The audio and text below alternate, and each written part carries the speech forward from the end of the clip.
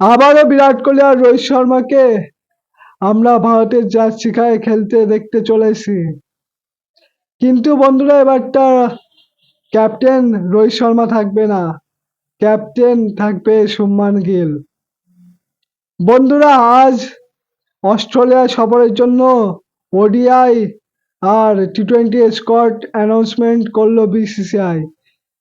আর ওডিআইতে captaincy থেকে ছাঁটাই করলো বিসিসিআই। রোহিত শর্মার জায়গায় শুভমান গিলকেই ক্যাপ্টেন করলো। হয়তো শুভমান গিলই এখন থেকে পার্মানেন্ট ক্যাপ্টেন ওডিআই ক্রিকেটে, ভাইস ক্যাপ্টেন শ্রেয়াস আয়ার। তো দেখে নিয়ে স্কোয়াডটা কেমন হলো। প্রথমে ক্যাপ্টেন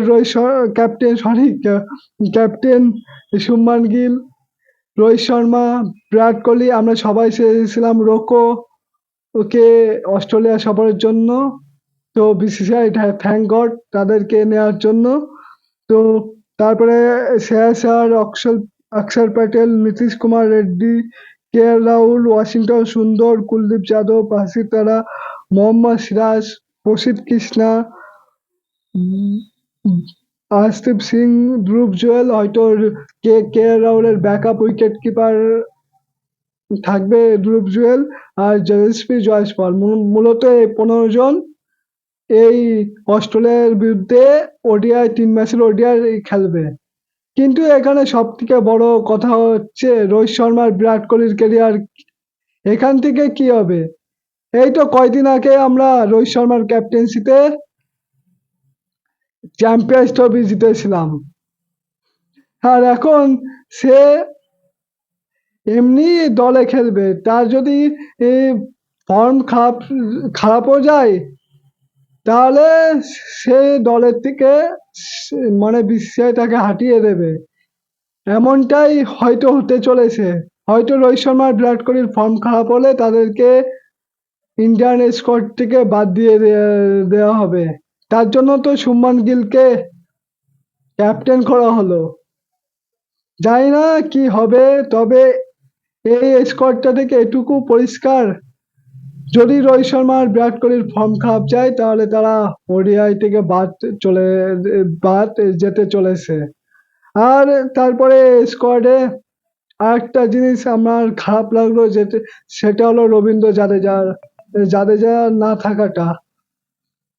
এখানে ওয়াশিংটন সুন্দর, অক্ষর প্যাটেল আছে, কিন্তু রবীন্দ্র জাদেজা যে বোলিং ব্যাটিং ফিল্ডিং এ ম্যাচ ঘুরিয়ে দিতে পারে, সেটা আমরা আগেও দেখেছি, এখনো দেখছি।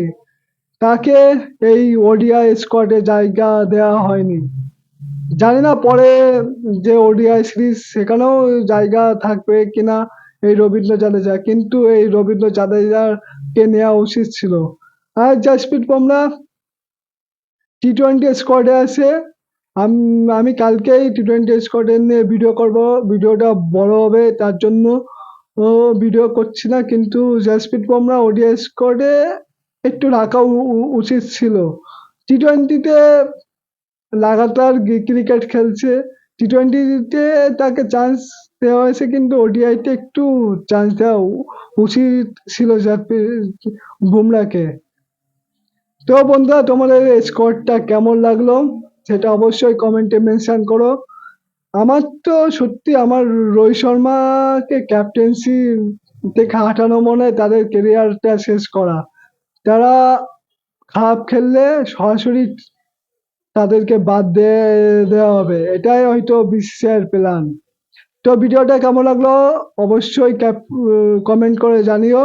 আর ভালো লাগলে সাবস্ক্রাইব করে দিও, আর ফেসবুকে থেকে দেখে থাকলে ফলো করে দিও।